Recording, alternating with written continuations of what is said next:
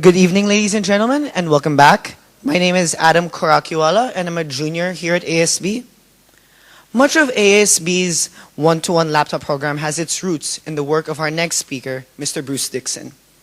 An educator, an educational software developer, business and social entrepreneur, and strategic consultant, Mr. Dixon has developed a unique niche in building effective strategies for educational leaders and policymakers around the use of emerging technologies. In 1996, with the support of Microsoft, he took the one-to-one concept to North America and the United Kingdom, following which he co-founded the nonprofit organization, the Anytime Anywhere Learning Foundation. It believes all children should have access to unlimited opportunities to learn anytime and anywhere, and that they should have the tools that make this access possible.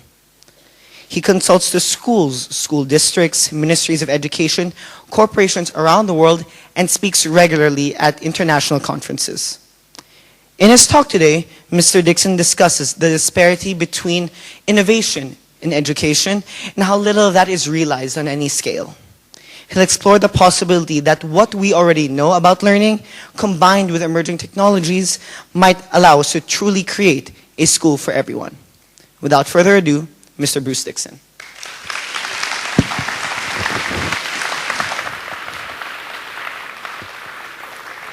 Thank you very much, Adam. I appreciate that introduction. I just want to start by asking a question. Do you ever reflect back on our expectations for the 21st century? How are we doing? I'm intrigued about it, and I guess I'm particularly intrigued about it when we talk about our expectations for education. You know, all of a sudden we created a whole new brand called 21st Century something. 21st Century Learning, 21st Century Skills, 21st Century Everything.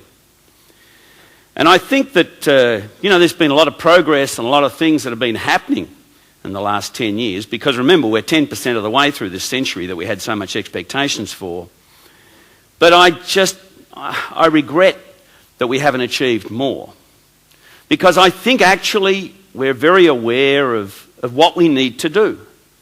I don't think there's much new learning out there that has to happen. I think that we also have at our fingertips now the necessary tools and technology to make it happen.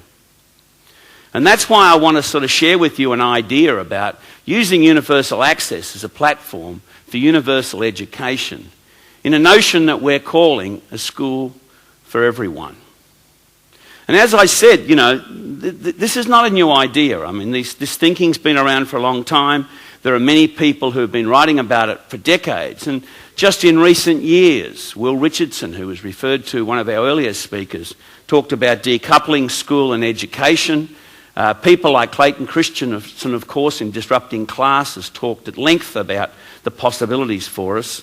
Well-known TEDxASB Robinson talks about what we can do in identifying talent and passion and the impact on creativity. And just recently, I was fortunate enough to hear Charles Ledbetter talk in his paper around learning from extremes. He talks about the notion of educational entrepreneurs. So it's not like there isn't a voice out there talking about what we might be able to do in the field of education, and most specifically what school could and should be. If you talk about expectations, I guess you've got to reflect particularly on the United Nations Millennium Development Goals. And I guess in the context that we're speaking here today, it's worthwhile to reflect back on the second one, where it says it had a goal to achieve universal primary education. Specifically, it was to ensure that by 2015, all children would be able to complete a full course of primary schooling. I ask, however, is that enough? Can we do better than that? Rather than being challenged by that particular goal, maybe we would do better to rethink what might be possible. Is it in fact possible that beyond that we could provide everyone with access to an education so that everyone has an opportunity to learn, to develop their talent and their abilities?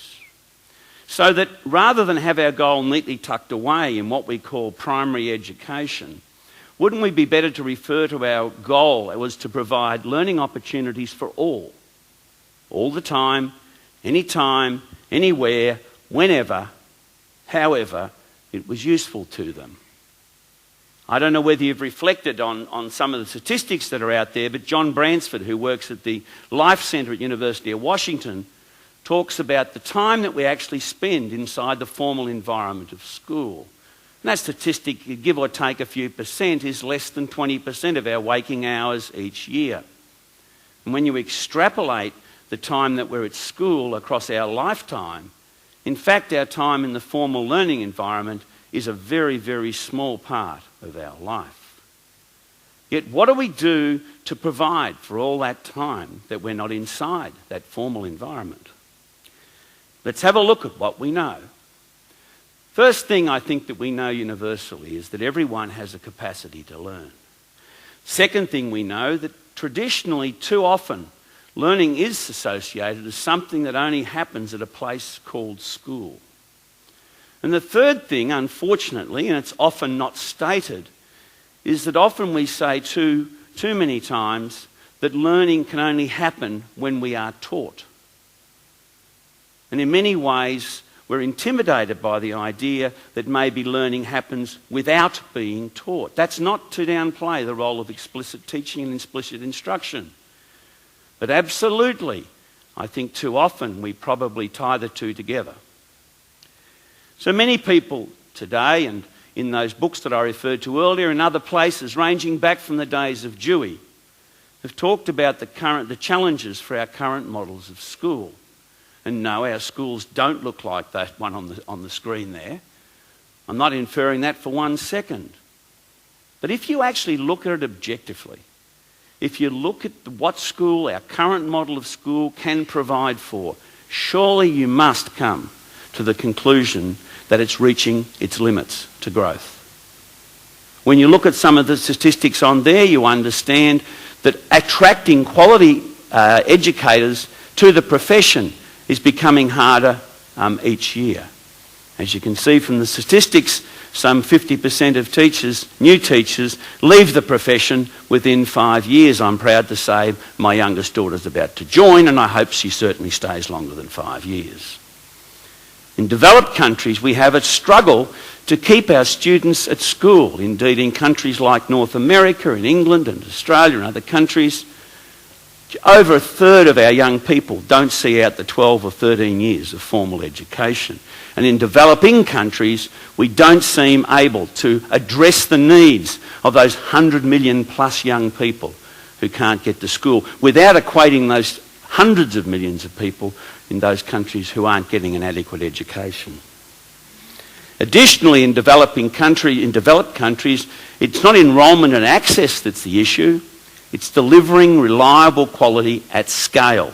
That's the challenge. And if you take, again, the American system, which I guess has prominence for many reasons, not the least being that it has one of the highest investments in education in any country in the world, in the last 25 years, their investment in education has risen by 70% and has produced no appreciable increases in literacy rates, according to recent studies by Cisco. And if you go to the wonderful PISA results, you see that even in that line, they are also challenged, rating in science and mathematics in the 20s in the ranking of the world, despite the investment they're making in education. So I ask you, in the time that we have together, is it possible maybe that our problem is that we've got to stop looking for an incremental shift in what the model might provide and look for a genuinely transformational one? One that we might call a school for everyone.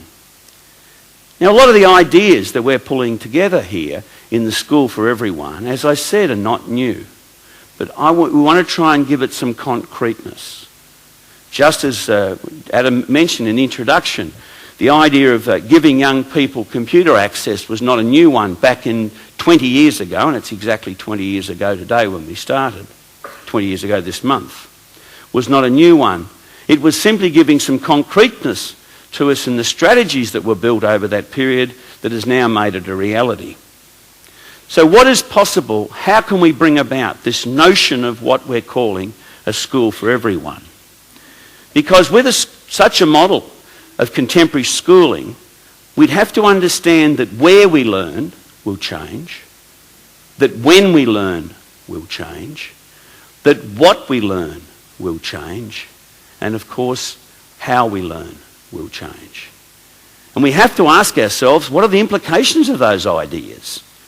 In what ways is it going to impact on us as students, as teachers, as members of broader society? What would this notion of a school of the future mean for us? So I think, to be quite trite about it, it's as simple as ABC. Firstly, I think we have to decide that we need an enabling platform, an enabling learning environment. I'm not a fan of the word platform, but we need a means by which everybody, because this is a school for everybody, can have access to powerful learning opportunities. The second one is a little subtler. The second one, I think we have to rethink our notions of core learnings and literacy. And I want us to talk about a better awareness of what I call learning literacies. And I'll talk about that in a moment. And the third is we must explore the possibilities and opportunities of what's called collective learning. Let's start with the platform for learning opportunities. I don't know whether you realise, but those two gentlemen on the screen, the father of educational computing, Professor Seymour Papert and Alan Kay, did that diagram down on the screen there back in 1968. 42 years ago. 42 years ago they had this amazing vision of a tablet in the hands of young people. And yet many people ascribe the notions of laptops to belonging in corporate offices. And here I am at ASB seeing the reality.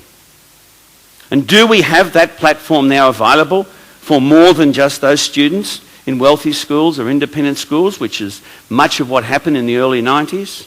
Well, I'm pleased to tell you that one of the successes, I think, that we've seen in the last 2 decades that certainly should have set our expectations rightly at the 21st century is that idea that started, as I said, in 1989-90 at a single school in Melbourne has now grown to a point where we can see that it's really, as is described, at a tipping point, where we know today that over 2.5 million young people in K-12 have access to this, and I think we can reasonably assume this platform can now be provided to tens, hundreds of million young people in the near future.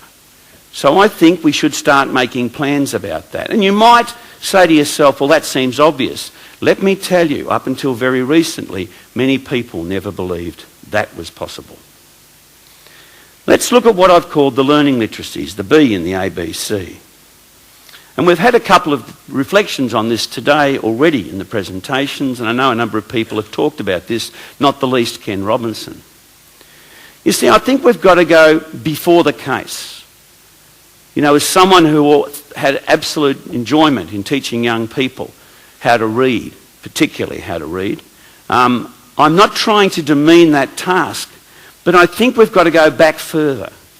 I think we've got to start exploring, promoting curiosity as a core competency in young people, because they have it when they come to us, most of them, if not all of them. At some point in their life they have it. And certainly one of the ways we're going to measure it, as was referred to earlier, is by having them asking a lot more questions.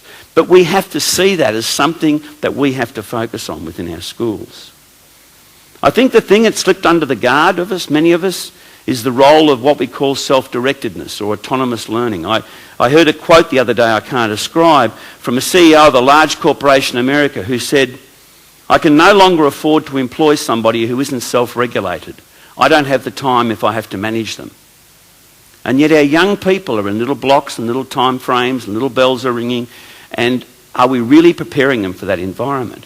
And if they are self-directed autonomous learners who are curious and they have resilience, then surely the notions around creativity and the preparedness for them to indulge in those core competencies of literacy and a better understanding of mathematics through being able to think mathematically rather than think of the arithmetic associated with it are more powerful ideas that we can have of all young people. We want reflective learners. We want to know about these young people beyond a simple learning style, We want to discover their learning DNA. And we've got the technology that allows us to actually record this and track this and put it at the fingertips of the young people and also of the people who are working with them. So we've got to rethink, I think, how we allocate our scarcest resources and focus on the early years. Let's not spread it like butter across a bread and make sure everyone's equal. I think we've got to spend more time in understanding how we map and build a profile, build that knowledge about that learning DNA, so that when the people are with us, we can then ensure they have a breadth and diversity of experiences that are appropriate to them. And again, in the words of Robinson, we have to help them discover their passions. Ledbetter and Wong, in that paper I referred to everywhere, said the challenge in the developing world is to get effective learning at low cost, at vast scale, to many millions of young people. I contend it's not quite like that. It's to enable learning to take place. It's not provided. You don't pour it down a tube. We have too much discussion about content and content providers. It comes from within. It comes within everybody, within every child, and now is our opportunity to build an environment that they can learn from in the school for everyone. And it's a pretty simple notion. There's not much complexity in it. It's a collective learning cloud. It's a space where, instead of us having that horrible word repository, I have a thing about repositories and rubrics. They sort of give me the shivers a bit. Why do we have to own and put in a space? Every government, every system has to own some learning objects and put in a box. As someone who started life as a mainframe computer programmer, I've had enough of those boxes. How about we share it? How about we have it open? How about that collective learning cloud is more about sequencing and indexing than content and personal. We have personal learning schedules, and we as well have everyone with we can call it a personal learning story, or as our earlier speaker said, a broadened e-portfolio that snapshots our life story, tells what we've learnt, what our competencies are. School becomes a place of universal learning, a place where we do have explicit instruction, and it's available to anyone, anywhere, anytime. It gives us the freedom to learn. And so we start asking some questions then. What are the policy initiatives that we might need to have this flexible time and space? What are our essential practices for teachers when learning takes place outside school as much as inside school? How do you evaluate it? Indeed, should you? How do you measure the effectiveness of self-directed learning in a school? And how do you ensure that those without privilege have equal access to it? Well, in looking at this, I think we have to ask ourselves, what are the next steps and challenges? Is technology? No, it's there. We can do it tomorrow. Is language? No, there is a problem with language, but as each year goes by, we become much better at dealing with the challenges of language. Intellectual property, yes, it presents some problems, but again, ideas like Creative Commons is giving us the vehicle to allow this to happen. What about finance? Well, once we decide that, for instance, learning objects that are created by federal governments on taxpayers' behalf don't necessarily have to belong to those taxpayers, and be attached to them, but can be shared with learners all around the world, I think we solve that problem. Now I think we have three big problems that I want to finish this session with. The first is politics and ego. I've created more learning objects than you have, and all my gears in my repository over here, which is too often how we look at it. I am at a loss as to understand why we have to all put them in one place.